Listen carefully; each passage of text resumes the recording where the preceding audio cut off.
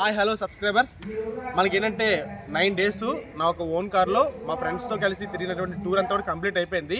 అయితే ఇప్పుడు ఒక టూర్లో మేము చాలా ప్రదేశాలు కవర్ చేసాము. లైక్ గోవా కానీ, మనకి ముదిరేశ్వర టెంపుల్ కర్ణాటక కానీ, అలప్పి, ఇంకా మనకి వచ్చి తిరువనంతపురం, ఇంకా మధురై, కంచి, ఇలా చాలా ఏరియాస్ కవర్ చేశాం కదా. అసలు ఈ యొక్క ఏరియాస్ కవర్ చేసినప్పుడు మా ఫ్రెండ్స్ వాళ్ళ యొక్క ఒపీనియన్ ఏంటి, వాళ్ళ యొక్క రివ్యూ ఏంటి అంటే, ఒక ఫ్రెండ్స్తో ఇన్ని రోజులు మనం టూర్కి వెళ్ళాం. 9 days 10 days పట్టిన టూర్ మొత్తం కంప్లీట్ అవ్వడానికి. ఆ 10 daysలో వాళ్ళు ఏమైనా ప్రాబ్లం ఫేస్ చేశారా, కార్లో అంత దూరం జర్నీ చేయడం వల్ల కానీ, లేకపోతే అన్ని రోజులు అక్కడ టూర్లో ఎక్కడైనా ఏదైనా ఇబ్బంది కలిగిందా, అంటే ఇలా ఎవరైనా వేరే వాళ్ళ ఫ్రెండ్స్ ఇలాంటి టూర్ పెట్టుకుంటే ఎలా అనిపిస్తుంది అనే విషయాన్ని నేను చెప్పడం కాదు, మా ఫ్రెండ్స్ని ఒక్కొక్కరి అడిగి వాళ్ళ ఒపీనియన్ ఎలా ఉంది, వాళ్ళ ఒక ఎక్స్పీరియన్స్ ఎలా ఉందో తెలుసుకుందాం. హాయ్, మన వీడియోస్లో మన సోమరాజు ఇప్పుడు తన ఒక ఎక్స్పీరియన్స్ ఎలా ఉంది, తన రివ్యూ మనకు చెప్తాడు. ఫస్ట్ అయితే మనం స్టార్టింగ్ ఇక్కడ నుంచి వెళ్ళిన దగ్గర నుంచి గోవాకి వెళ్ళాం కదా. గోవాలో మన ఫ్రెండ్స్తో వెళ్ళడానికి, ఫ్రెండ్స్తో ఎంజాయ్మెంట్ చేయడానికి కానీ, అక్కడ రూమ్స్ కానీ, వేరే విషయాలు కానీ నీకు ఎలా అనిపించింది అనేది ఒకసారి మన సబ్స్క్రైబర్స్ చెప్తే వాళ్ళు వింటారు. ఫస్ట్ ఆఫ్ ఆల్ ఏంటంటే, గోవా టూర్ అనేది ఒక అద్భుతం. చాలా ట్రావెలింగ్లో కానీ అన్ని రకాలుగా కూడా మంచి హ్యాపీగా ఫీల్ అయ్యాము మేమంతా. చాలా బాగుంది. అయితే అక్కడికి వెళ్ళిన తర్వాత తిరిగిన ప్రదేశాలు కానీ, స్టే చేసిన హోటల్స్ కానీ, చాలామంది కొంతమంది చెప్తుంటారు అక్కడ ఏదో ఫ్రాడ్, మనల్ని ఏదో మోసం చేస్తారు, అది చేస్తారు, ఇది చేస్తారు. మనం పర్ఫెక్ట్గా ఉండి మనం కరెక్ట్గా అంతా తెలుసుకొని ఒక ప్రణాళికతో వెళ్తే ఎక్కడ కూడా ఏ ప్రాబ్లం లేదు. అంత మాకేమీ అనిపించలేదు, భయపడిపోయే అంతగా ఏమీ లేదు. చాలామంది మీ వీడియోస్ చూసినప్పుడు కూడా గోవాలో ఇలా చేసేస్తారు, అలా చేస్తారు, స్కామ్స్ అని అవన్నీ ఇవన్నీ. మన వేలో వెళ్తే వాళ్ళు మనల్ని ఏమీ ఇరికించే అవకాశం లేదు. మనం ఏదన్నా అడిగితే వాళ్ళు ఒకసారి అంటారు. కాకపోతే మనం స్టే చేసిన హోటల్ కానీ, అక్కడ దొరికిన ఆంధ్ర ఫుడ్ కానీ, బీచెస్ కానీ, అందులో మేము చేసిన ఎంజాయ్మెంట్ అయితే నెక్స్ట్ లెవెల్.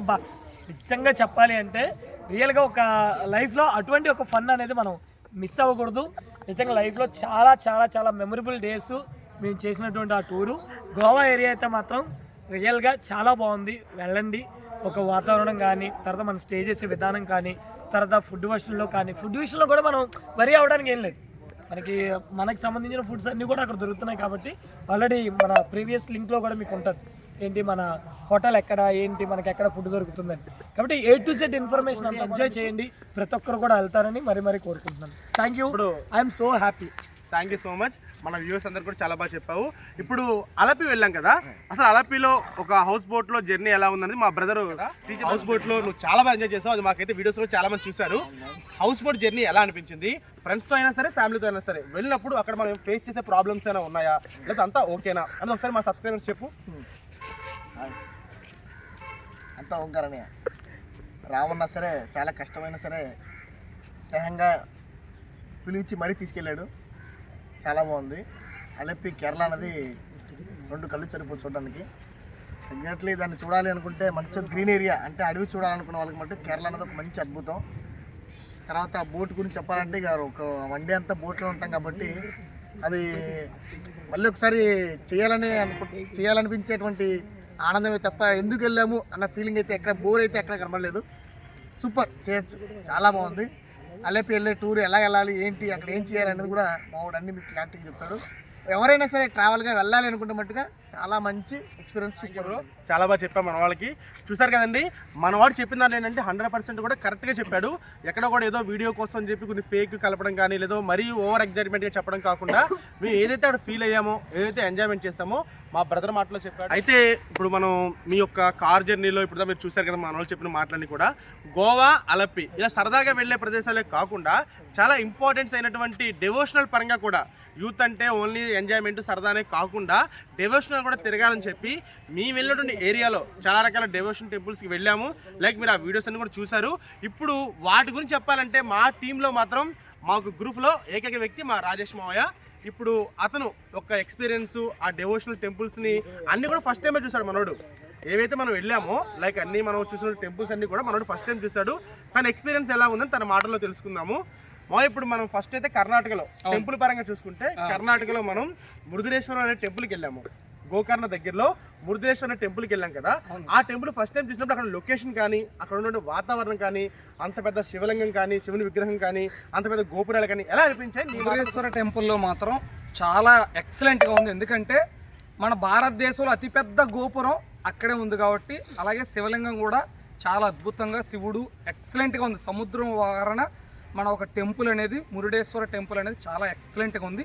నాకు చాలా ఆనందకరంగా వచ్చేసరికి ఏంటంటే మహత్తరమైనటువంటి కేరళలోనే తిరువనంతపురం శ్రీ అనంత పద్మనాభ స్వామి టెంపుల్ వెళ్దామని పర్టికులర్గా మనోడు అసలు ఆ టైం సెట్ అవుతుందా లేదా వెళ్ళగలమా లేదనే పరిస్థితుల్లో ఎలాగైనా వెళ్ళాలి, నా లైఫ్లో ఒక్కసారైనా సరే టెంపుల్ని చూడాలి మా వాడు ఎంతో అన్నాడు. ఎలా అనిపించింది నీకు ఫస్ట్ టైం? అది మాత్రం నా జీవితంలో మర్చిపోలేని ఆనందం, జీవితంలో భగవంతుడు నాకు ఇచ్చిన ఒక గొప్ప వరం అనుకోవాలి.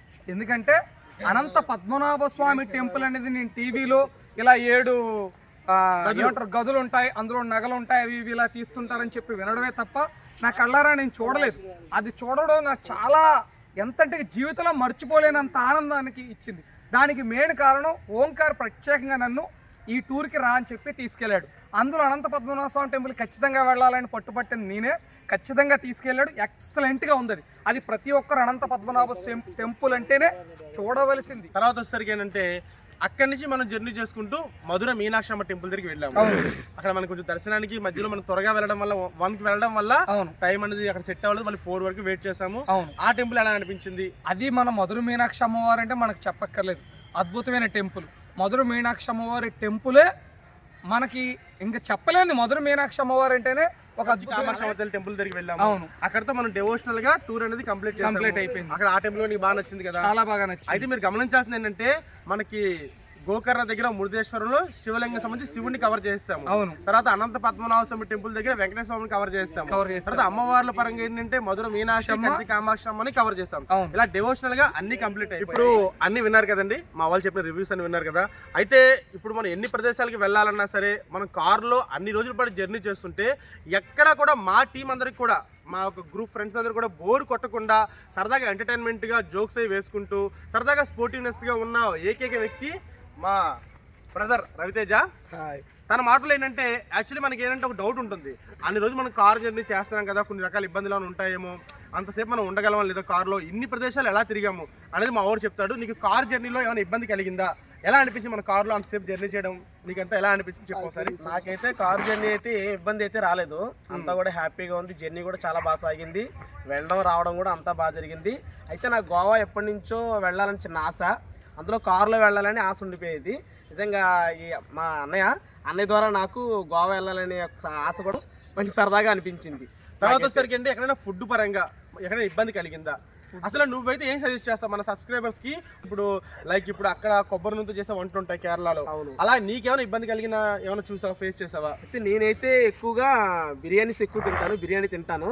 అయితే ఆ ఏరియాలో కూడా వెళ్ళినప్పుడు కూడా నేను అంటే మన ఆంధ్ర ఏరియా బిర్యానీ కాదు, అటు సైడ్ కూడా ఎలా ఉంటాయని చెప్పి అక్కడ కూడా నేను బిర్యానీ ఎక్కువ టేస్ట్ చేయడం జరిగింది.